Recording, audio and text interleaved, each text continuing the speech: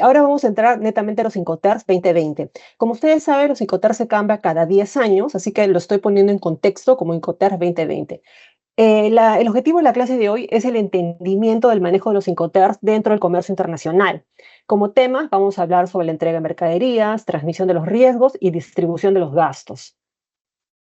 Como primer punto, como conocimiento general, ¿qué son los Incoterms? De hecho, los Incoterms, como ya creo que todo el mundo lo sabe, es un conjunto de reglas internacionales reconocidas por la Cámara de Comercio Internacional, pero que tiene por finalidad facilitar la conducción del comercio global, ¿no? Imagínate que nosotros hagamos un comercio internacional con diferentes países, ¿no? Todos hablando diferentes idiomas, cada uno entendiendo diferentes cosas. Por eso se creó los Incoterms y estas siglas nos permiten determinar los riesgos, las obligaciones, tanto el comprador como el vendedor, el importador y el exportador, ¿no? Son 11 reglas de Incoterm. Se clasifican en 4 tipos de grupos, grupo E, F, C y D. Cada uno tiene diferentes obligaciones, ¿no? El grupo E, el vendedor entrega la mercadería en la fábrica. El grupo F entrega la mercadería más el pago del flete. El grupo C más el pago del transporte. O sea, cada grupo se va incrementando más los riesgos, ¿no? ¿Qué nos regulan los Incoterms? La forma de pago. El Incoterm no te define cómo pagar, dónde pagar, en qué momento pagar. Eso es un acuerdo comercial que va por otro lado. Los precios, también es un libre comercio. Los Incoterm no te definen qué precio. Y la calidad de la mercadería, ¿no? Si nosotros tenemos un daño en nuestra carga, no está expuesto a los Incoterms. Viene por otro lado también, ¿no? Y en la parte derecha están claramente todos los Incoterms, los 11 Incoterms que se manejan, cada uno con sus riesgos, ¿no? Yo les voy a hablar de los más importantes y los más usados en las compañías, ¿no? Por ejemplo, el Export. El Export es un Incoterm que es la mercadería, yo produzco, lo dejo en mi planta o en el lugar que nosotros acordemos y no asumo ningún costo adicional. El vendedor llega, recoge la mercadería y asume todos sus gastos. Mi transferencia de riesgo se da en mi planta o en mi almacén, según el lugar que yo he convenido. Otro Incoterm también que es muy usado en las empresas es el FOB, que es el Free On Board. Igual, mi riesgo termina cuando yo entrego la mercadería en el buque, ¿no? Hasta acá llego, hasta acá van mis costos, no asumo el costo del flete y lo que suceda de acá hacia adelante es transferencia de riesgo del comprador, ¿no? La parte azul indica hasta dónde yo llego y la parte anaranjada indica mi transferencia de riesgos, todo lo que asume el vendedor, ¿no? Esa línea roja es hasta dónde yo llego como transferencia de riesgo. Tanto el FOB, el CIF y el CFR se transfieren el riesgo en el mismo lugar, es decir, si la mercadería se daña cuando el barco ya zarpó, ya no es nuestra responsabilidad, pasa a la responsabilidad del comprador, ¿no? Estos 3 tipos de Incoterm se diferencian porque uno paga el flete, el FOB no paga el flete, el CFR sí se paga el flete principal del barco y el CFR, que es Cost, Freight and Insurance, se paga el flete, el costo principal y el seguro. Luego vienen los otros tipos de Incoterm que son más abajo, que son los DDPs, DAP, DDP, estos ya tienen mayor alcance, ¿no? Asumimos más costos, asumimos más riesgos. En general va a depender, todos los Incoterms va a depender el tipo de, qué es lo que queremos vender, hasta dónde queremos asumir el riesgo y qué, o vender o comprar, ¿no? Por ejemplo, yo tuve un caso donde el equipo comercial hizo un cierre de venta de fideos, pero lo hizo a Bolivia. Y estaba tan emocionado por exportar 40 toneladas, 40 contenedores, que cerramos DAP.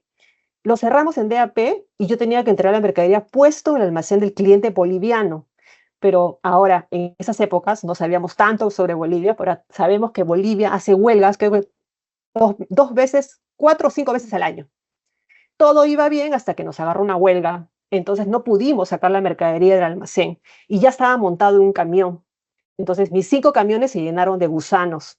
Entonces, uno que tuve que, claro, teníamos un seguro y todo, pero fue venta perdida, tuvimos que quemar toda la pasta, viajar para asegurarnos que el empaque no se use y no se contamine, que nuestra marca no se perjudique, o sea, una serie de cosas, ¿no? Por eso cuando usamos el Incoterm, mi recomendación es asegurarnos hacia dónde vamos a vender o de dónde vamos a comprar y qué Incoterm vamos a usar, ¿no? Por ejemplo, si yo exporto, yo no exportaría un DAP a Bolivia, tampoco lo haría a Brasil, porque sabemos que la aduana brasileña es recontra complicada, o la aduana colombiana, que siempre hacen huelgas, ¿no? Entonces va a depender mucho que conozcamos estos riesgos también para saber hasta dónde yo puedo asumir, ¿no?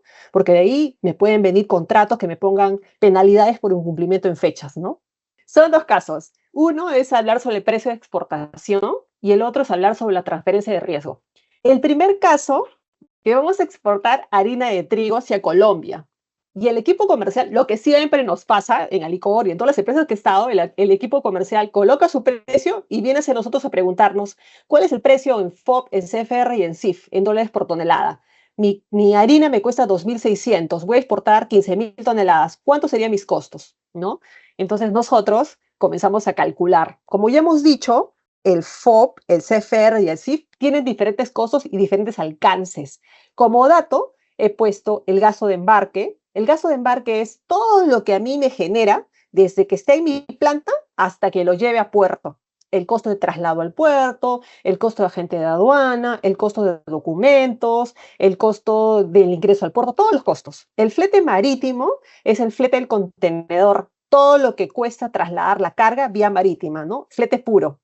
Y la prima del seguro es lo que me cuesta asegurar esa mercadería, ¿no? Tengo estos tres datos y tengo que calcular cuáles serían mis precios desglosados en estas tres incoterms. El siguiente es la transferencia de riesgos, que también es importante, que también nos ha pasado, por eso lo pongo como caso.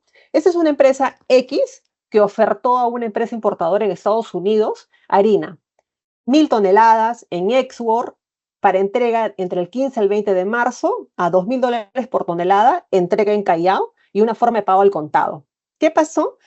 La empresa compradora, el importador, aceptó mi propuesta por correo, me acepta la oferta, pero me solicita además que yo traslade la mercadería al puerto. Entonces, un 15 de marzo yo aviso que la carga ya la tengo lista, pero yo contrato el transporte por solicitud del cliente. Durante el traslado, el transportista pierde, por una maniobra, pierde 10 bolsas, se caen y se destruyen. Llega al puerto con sus 10 bolsas rotas y se da cuenta que hay una huelga, el personal de aduana en el puerto del Callao. Entonces la mercadería no se pudo entregar hasta el 30 de marzo. El cliente le recibió la carga súper atrasado y con una merma. Inmediatamente me llama a decirme, oye, indemnízame porque he perdido venta. Aparte de eso, quiero que me devuelvas el dinero porque esa mercadería ya no me sirve porque ya no cumplo con mis clientes. Y él me dice, la huelga sucedió en tu país, así que me tienes que devolver la plata porque esto es tu riesgo, ¿no? Ese es el caso. ¿Qué haríamos si hemos vendido un export, ¿no?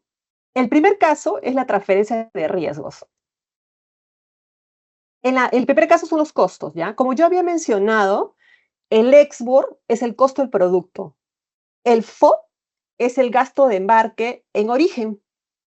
El CFR es, el FOB es el export más el gasto de embarque, porque es la mercadería puesto en el almacén más todos los gastos de llevar ese contenedor al puerto. Ese es el FOB. Y el CFR es más el costo del producto, el costo de embarcarlo, más el costo del flete. Y el CIF es todos esos costos más un seguro internacional, ¿no? ¿Cómo lo resolvería? Sumando los gastos, ¿no? Mi FOB sería mi costo de la harina más mi gasto de embarque, 2.600 más $40. Mi costo del FOB sería $2.640 por tonelada. ¿Cuál sería mi CFR? Mi costo FOB más mi flete principal, que es los $180 por tonelada. Entonces, mi costo CFR sería $2.820 por tonelada. ¿Cuál sería mi costo CIF?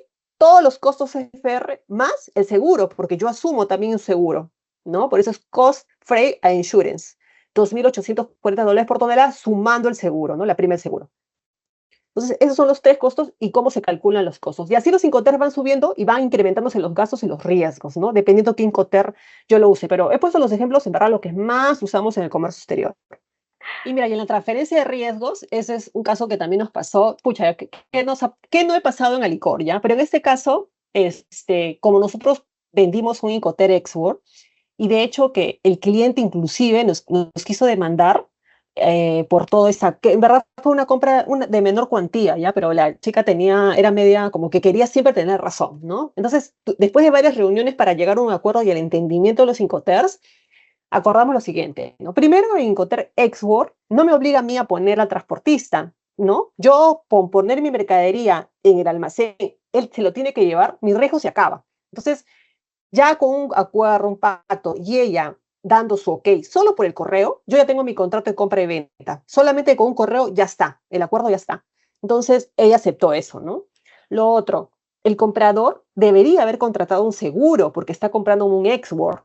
Entonces, él tiene que contratarme un seguro de almacén a almacén para asegurar que su mercadería esté bien. Si la mercadería sí ha caído, él tiene que llamar a su seguro, no yo, ¿no? Tiene que al toque llamar a su seguro para que lo indemnice. Y el tercero es que, claro, la huelga se efectuó dentro del puerto. Yo ya tenía eso también ya fuera de mi alcance, entonces tampoco debería asumir ninguna indemnización, ¿no?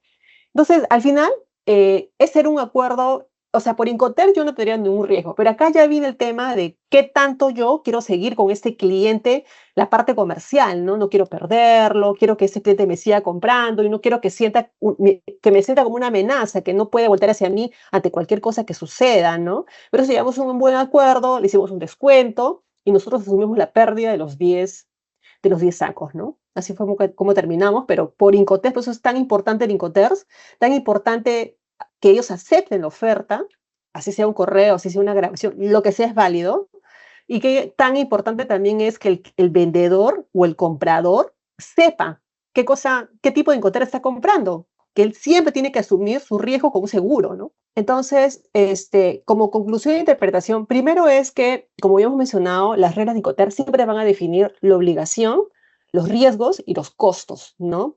Otra cosa también que es importante indicar, que eso es un común error en la mayoría de las empresas y siempre me ha pasado, es que, por ejemplo, si yo compro un export, por ejemplo, lo compro de Colombia y yo lo compro un export, esa mercadería ya es mía, ¿no? Entonces tengo que declararla como mercadería en tránsito, ¿no? No tengo que esperar que llegue a Callao para yo tenerlo dentro de mi inventario, porque ya prácticamente en el almacén del cliente en Colombia ya es mía y lo que sucede hacia adelante es mío, entonces parte de mi inventario. Entonces siempre hay que declarar mercadería en tránsito.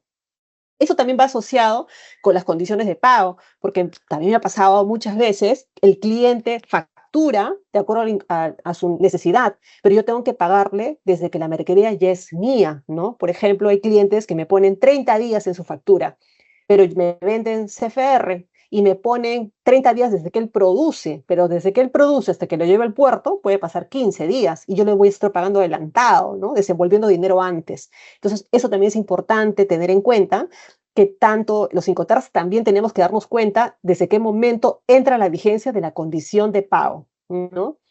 El tercero es que tenemos que colocar en los contratos de compra y venta el mayor detalle posible. Si yo le compro un FOB, tengo que poner FOB Callao, Perú, o un CIF Cartagena, Colombia, o toda la mayor cantidad de información dentro de las siglas, ¿no? Porque para poder evitar confusiones. Eso es como conclusión y algunas adicionales. Y como lección aprendida, primero, siempre es mejor tener un seguro y no usarlo que necesitar usarlo y no tenerlo, ¿no? Y mi recomendación es que nosotros siempre compremos con seguro todo tipo de carga en la importación, por ejemplo. ¿Por qué?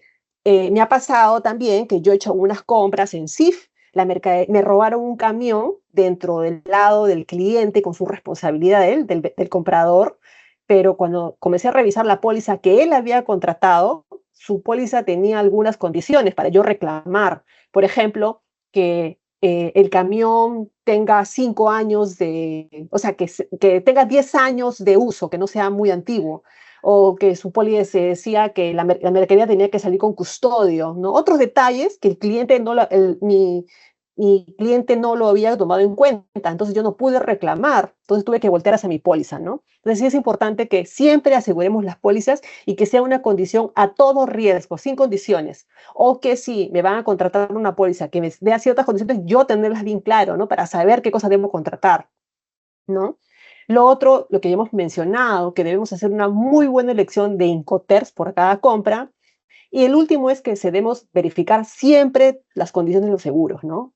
Eh, ¿Qué tipo de seguro voy a llevar? ¿A qué país voy a ir? Si está cubierto el país, porque hay muchos países que los seguros no quieren cubrir, por ejemplo, Venezuela, Rusia, son países que ahorita no están cubriendo las pólizas, ¿no? Entonces son seguros especiales, con algunas condiciones especiales también.